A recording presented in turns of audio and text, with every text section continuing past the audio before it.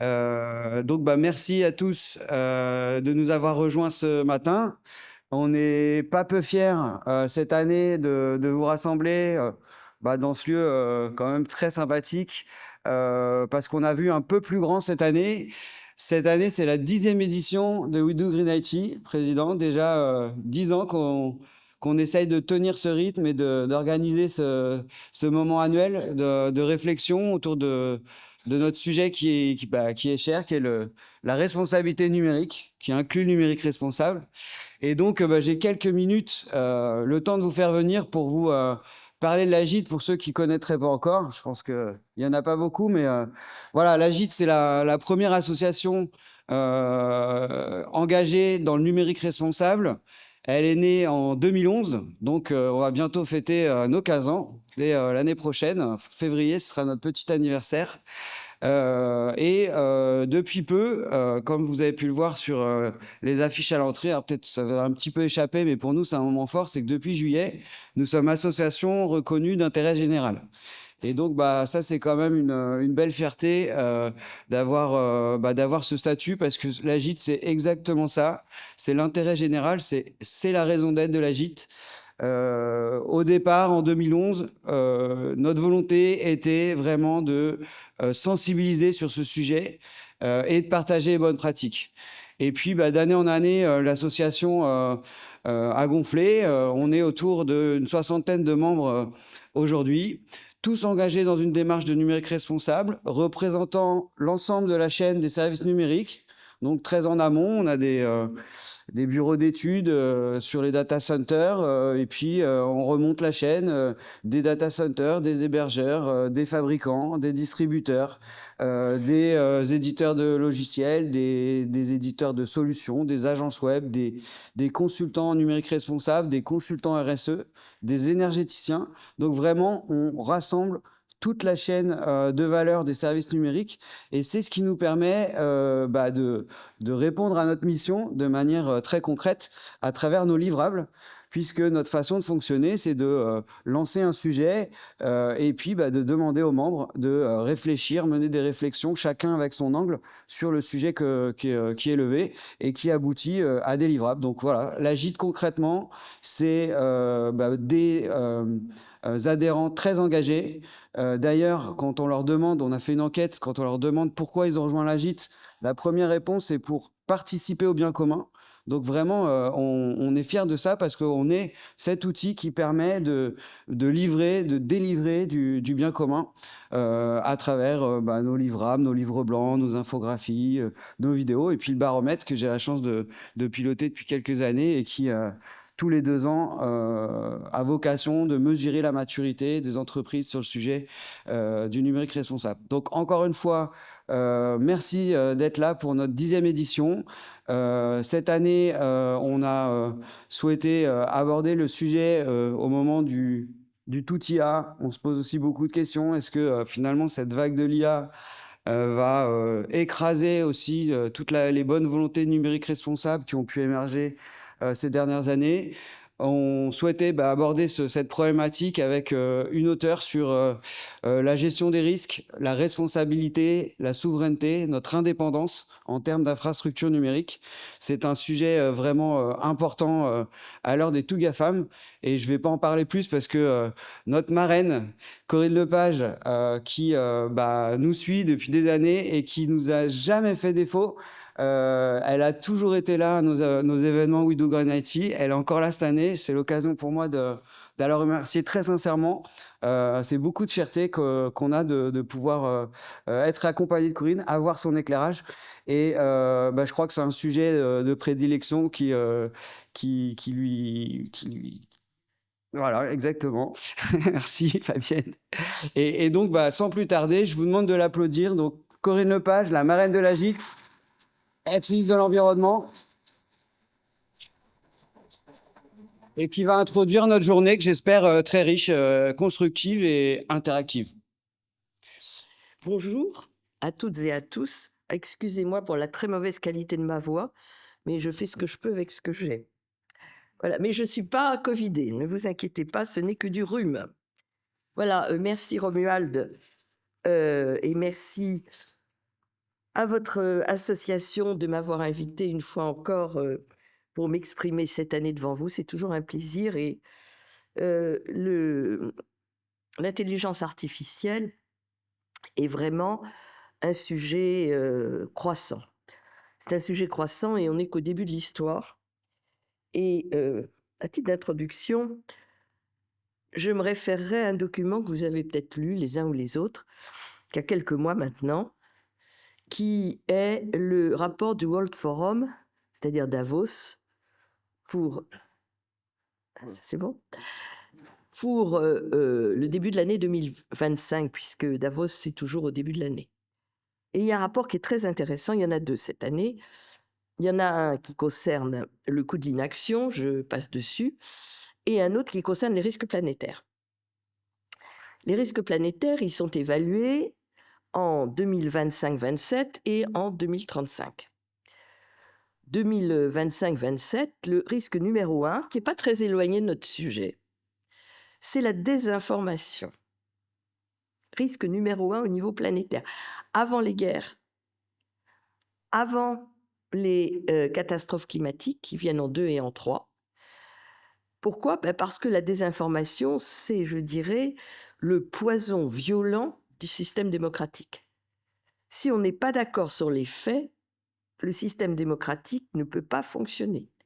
Le système démocratique, il débat des opinions, pas des faits. Or, et je reviendrai là-dessus tout à l'heure à propos de l'IA, aujourd'hui, malheureusement, nous sommes entrés dans l'ère d'une contestation des faits. C'est vrai pour le climat, mais c'est vrai pour beaucoup d'autres choses, avec des relents complotistes et des situations extrêmement graves dans lesquelles, par exemple, le platisme, c'est-à-dire les gens qui sont persuadés que la Terre est plate, il faut le faire quand même. Chez nous, en France, il y en a une petite 10%, c'est déjà beaucoup. Aux États-Unis, c'est 18%. Mais comme vous avez des algorithmes qui tournent en permanence pour parler du platisme, le risque est que dans 10 ans, le platisme soit considéré comme la thèse dominante. Donc ce sujet de la désinformation est un sujet extrêmement important. 2035, les 4 premiers sujets de préoccupation, ils sont environnementaux. C'est le risque climatique, l'effondrement d'un écosystème, la pénurie de ressources, la pollution chimique. En 5, on retrouve la désinformation et en 6, les effets négatifs de l'IA, considérés par le Forum de Davos, qui ne sont quand même pas des gauchos échevelés. C'est le Boston Consulting Group qui a fait le rapport, ce pas des gens qui passent pour particulièrement excités quand même. C'est un des risques majeurs auxquels l'humanité est confrontée. Dans cette salle, j'ai le plaisir de m'adresser à des gens qui, depuis des années, réfléchissent à la manière dont le digital peut être utilisé de manière responsable. Et au fil des années, puisque Romuald me fait l'amitié de m'inviter très régulièrement, j'ai pu échanger avec des gens dont j'ai vu les efforts qu'ils faisaient sur les data centers, sur les réseaux, sur la pédagogie. J'aime pas trop le mot pédagogie parce qu'on n'est pas des enfants, mais enfin disons de l'information sur l'utilisation du digital. Et donc vous êtes des gens qui êtes vraiment investis. Sauf que là, on change de degré et de nature, surtout avec l'intelligence artificielle, et c'est ce dont je voudrais vous parler en quelques minutes. Pour moi, avec l'IA, il y a 3 grands sujets. Le premier sujet, je sais que votre président va vous en reparler tout à l'heure, et c'est le sujet qui est le plus évoqué au regard de l'IA, mais à mon avis, ce n'est pas le plus grave. Il est très grave, mais il y a plus grave. Parce que l'autre, il met en cause l'humanité elle-même, donc c'est encore plus grave que les ressources. Alors, ce sujet dont je dis qu'il n'est pas le plus grave, c'est le problème énergétique, parce que la consommation énergétique liée à l'intelligence artificielle est en flambée. Et alors, je n'ai pas les derniers chiffres, mais on est au-delà des 10% de consommation d'électricité dans les années qui viennent pour l'intelligence artificielle, d'où le fait, par exemple aux États-Unis, de remettre en service des centrales comme TMI, comme Three Mile Island, pour pouvoir alimenter en électricité des data centers. Or, sur ce sujet de la consommation, l'encadrement législatif européen est à mes yeux très insuffisant, puisqu'on est en réalité, d'après les données que j'ai pu trouver, sur les data centers en particulier, à des niveaux 8 fois plus élevés que ce qu'on avait prévu initialement. Donc c'est vraiment très, très important. Donc, on n'a pas de règles suffisantes et on n'a pas de cohérence entre notre stratégie énergétique. Je rappelle qu'on est sur une base de réduction de 90% de nos émissions de gaz à effet de serre en 2040, négociation entre 65 et 72% en 2035, 55% en 2030, c'est-à-dire demain matin. Et comment on fait ça? Donc de réduire nos émissions de gaz à effet de serre à ce niveau-là, avec une électrification qui se fait, certes, mais à son rythme, et qui prévoit de tripler la capacité des centres de données de l'Union européenne en 5 ans. Donc là, il y a un truc qui ne marche pas. C'est pas cohérent. Et il n'y a pas que l'énergie. Il y a l'eau aussi. On va aller faire des batailles locales pour la consommation de l'eau. Ainsi, à Marseille, c'est un premier cas que j'ai vu, mais je pense qu'il y en a d'autres, il y a un système de limitation du nombre de data centers qui a été mis en place pour justement aller vers un usage plus sobre de l'eau. Le sujet de l'eau, c'est un sujet croissant, hein, très franchement, en quantité et en qualité. Ce n'est pas directement votre sujet, mais la question de la qualité de l'eau, quand on voit le nombre de puits et de zones d'alimentation en eau qu'on ferme chaque année, parce que c'est plus consommable, c'est plus potable, du fait des pesticides, du fait des PFAS, du fait de tout ce que vous voulez. Alors, les machines, je ne suis pas sûre que les PFAS posent un très gros problème, mais mon propos était de dire qu'il n'y a pas qu'un problème de quantité, il y a aussi un problème de qualité. Et puis, troisième point, les matériaux.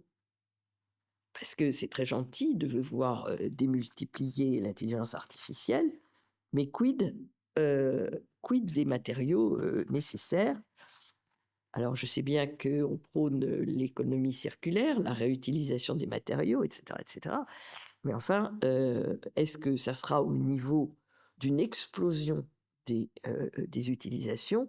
Quand j'entendais, je lisais ce matin, je crois que c'est dans les Échos, que ChatGPT envisageait de permettre à ses utilisateurs de faire leurs achats via ChatGPT. Alors d'abord, c'est un sacré problème pour le reste du commerce, mais en plus, vous imaginez ce que ça fait en termes de consommation.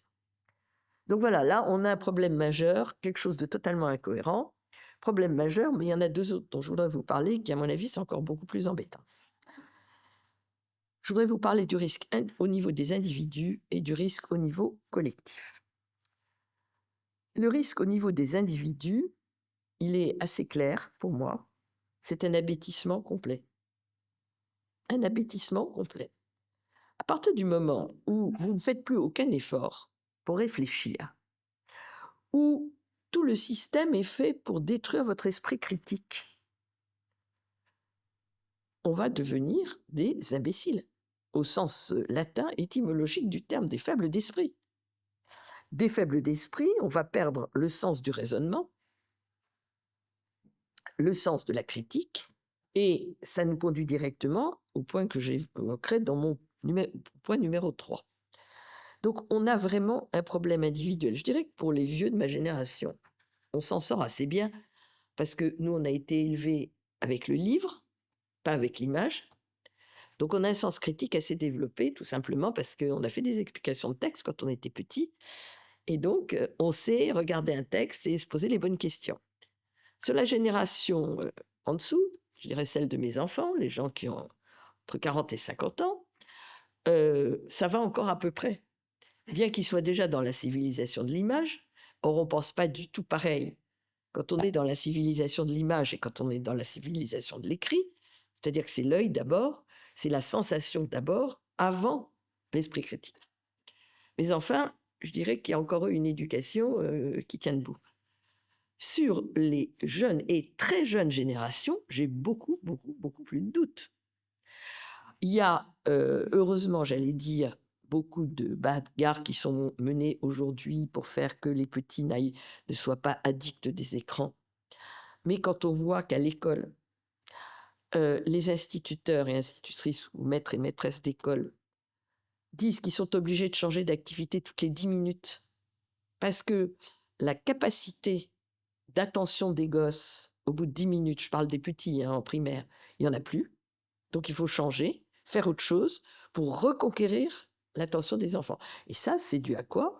C'est dû aux tablettes. C'est-à-dire cette addiction de changer tout le temps, d'avoir des images extrêmement rapides.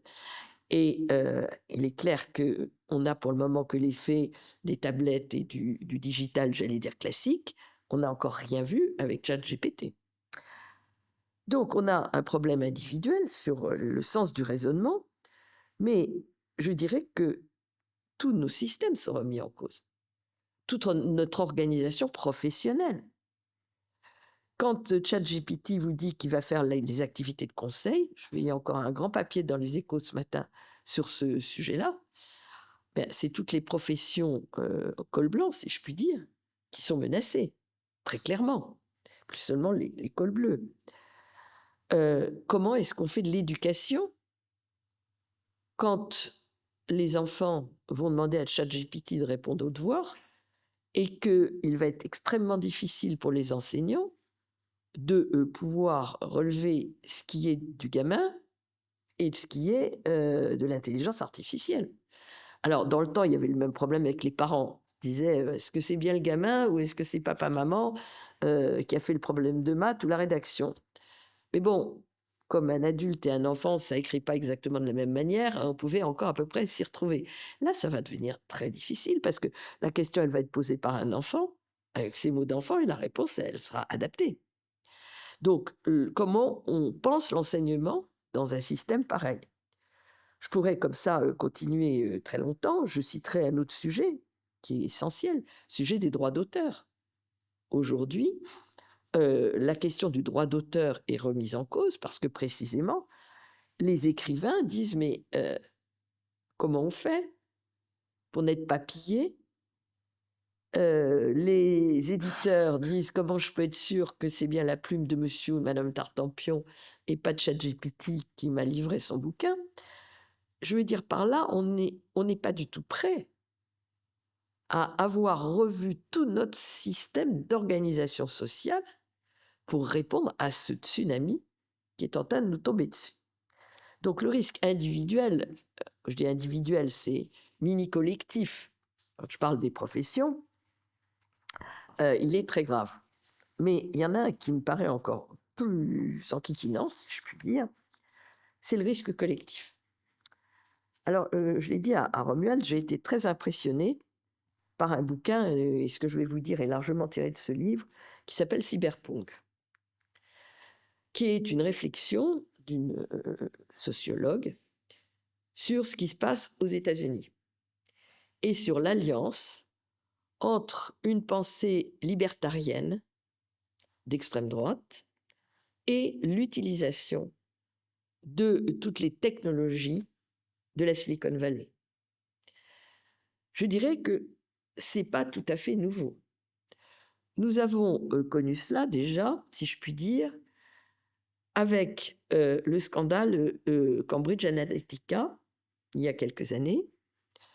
C'est-à-dire que ça a commencé en fait avec le Brexit, cette affaire-là. Ça a continué avec Trump aux États-Unis. Et j'entendais ce matin que le tribunal de première instance des Pays-Bas vient de rendre une décision concernant Meta pour interdire à Meta d'utiliser les algorithmes pour Telegram et pour Facebook et obliger Meta à publier les informations dans l'ordre chronologique. Alors, c'est fait, bien sûr, pour des soucis de liberté individuelle, mais surtout pour éviter que cet usage des algorithmes pèse dans les prochaines élections aux Pays-Bas, qui vont être très chaudes, comme dans tous les pays européens d'ailleurs. Et on a eu la même chose en Pologne et on a la même chose partout.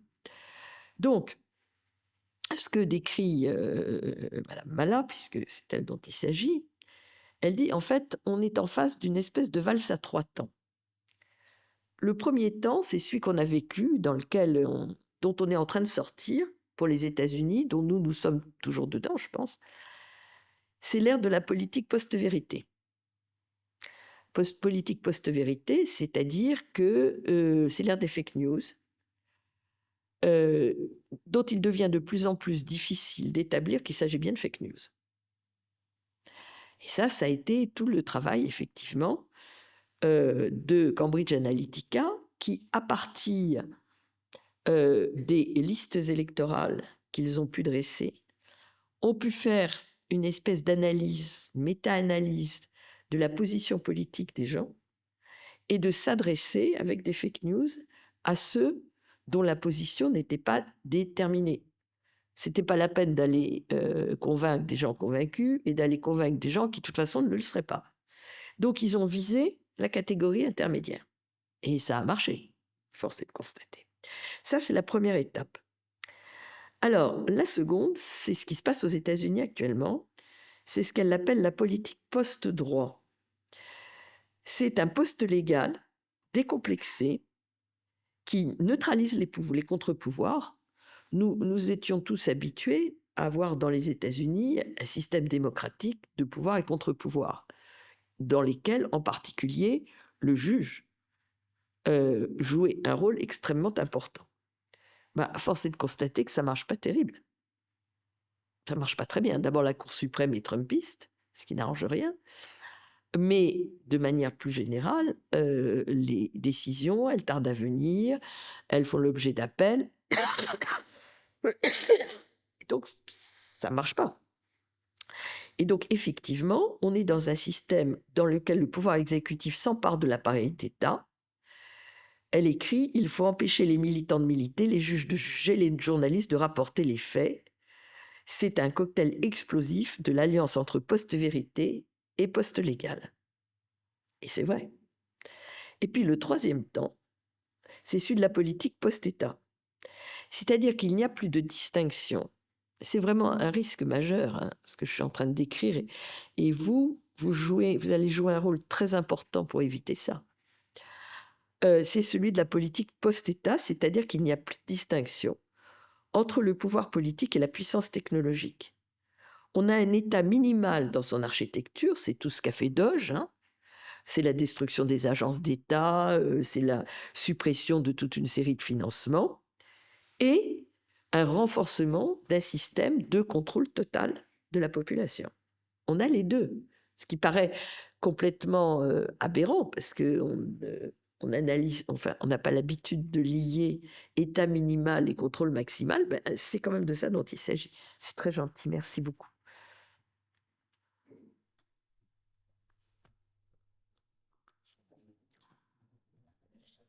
Voilà.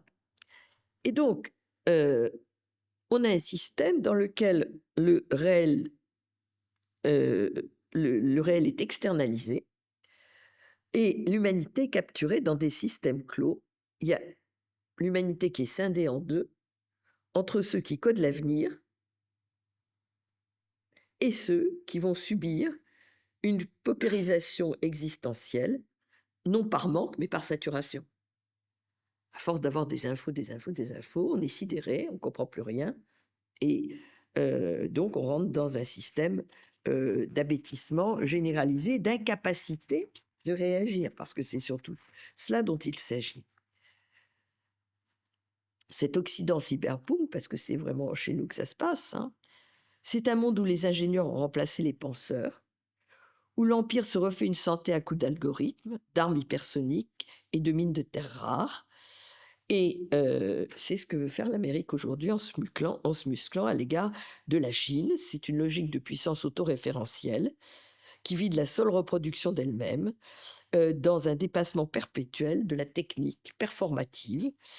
Et c'est en cela que Trump est le miroir d'une nouvelle frontière où il n'y a plus de limites et dans aucun domaine. Le fait de vouloir aller sur Mars, le fait de vouloir transformer le corps humain pour l'augmenter et en faire essayer de viser à la vie éternelle, ce qui est complètement une aberration totale. Le corps humain n'a pas été fait pour ça et je pense qu'il ne le sera jamais.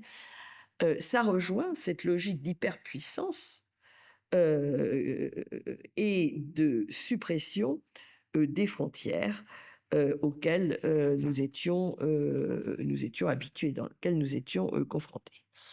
C'est ce qu'elle appelle un fascisme simulacre, dont elle dit qu'il ne détruit pas les institutions, il dévitalise, il ne réprime pas directement, il abaisse les îlots de résistance. Et ce n'est pas tant que les États-Unis ne seraient plus une démocratie, mais l'idée plutôt que la démocratie n'a plus aucun intérêt, parce que les gens ne la demandent plus. Et c'est ça le très grand risque. C'est une espèce de fascisme en transition qui, si on ne l'arrête pas, va effectivement supprimer complètement le système démocratique. Donc, je voulais attirer votre attention là-dessus parce que ça, ce n'est pas possible sans l'intelligence artificielle. C'est l'intelligence artificielle qui permet, par le lien qu'elle crée entre ce pouvoir politique exacerbé et les nouvelles technologies, de pouvoir prendre possession non seulement de l'esprit des gens, mais des institutions en réalité. Je terminerai en disant que tout cela, l'évolution de tout cela va dépendre de nous. On n'est pas obligé d'accepter ça. Simplement, le simple Pékin que je suis n'a pas la compétence, la capacité pour s'opposer à tout cela. Donc, vous, qui êtes au cœur de ce système digital, qui avez la conscience et depuis longtemps de l'importance de ce que vous faites pour l'évolution des sociétés, vous avez une responsabilité particulière, c'est celle d'aider tous ceux qui ne veulent pas tomber dans ce système à n'y pas y tomber, c'est-à-dire à utiliser l'intelligence artificielle qui présente des intérêts indéniables, pas jeter le bébé avec l'eau du bain. L'intelligence artificielle, elle va nous permettre très probablement d'améliorer considérablement nos connaissances par l'utilisation des données, de pouvoir gérer beaucoup mieux nos ressources. Il y a beaucoup de choses à faire, mais pas gérer les esprits. Gérer les ressources, oui, gérer les esprits, non. Et donc, ce à quoi nous devons tous nous atteler, me semble-t-il, c'est de nous opposer à tout cela. Ça veut dire qu'on a besoin d'une régulation, certes très sérieuse, de l'intelligence artificielle. Et la première dont je parlais des Pays-Bas tout à l'heure est fort intéressante, parce que la réponse de Meta, c'est de dire, nous, on va faire appel parce que ce n'est pas aux États de déterminer ces règles-là, c'est à la Commission européenne. Ça veut dire que la Commission européenne, il va peut-être falloir qu'elle se bouge un peu sur le sujet, ce qu'elle n'apparaît pas prête à faire, parce qu'évidemment, les États-Unis ne veulent pas, mais ce n'est pas parce qu'ils ne veulent pas qu'il ne faut pas le faire. Voilà. Donc, on est en face d'un quelque chose de très nouveau, qui demande beaucoup de réflexion, qui demande de la prise de hauteur, qui demande à voir comment techniquement on peut faire les choses pour éviter de tomber dans ce travers quand même très menaçant. Et je suis sûre que vos travaux d'aujourd'hui vous permettront de progresser dans cette voie.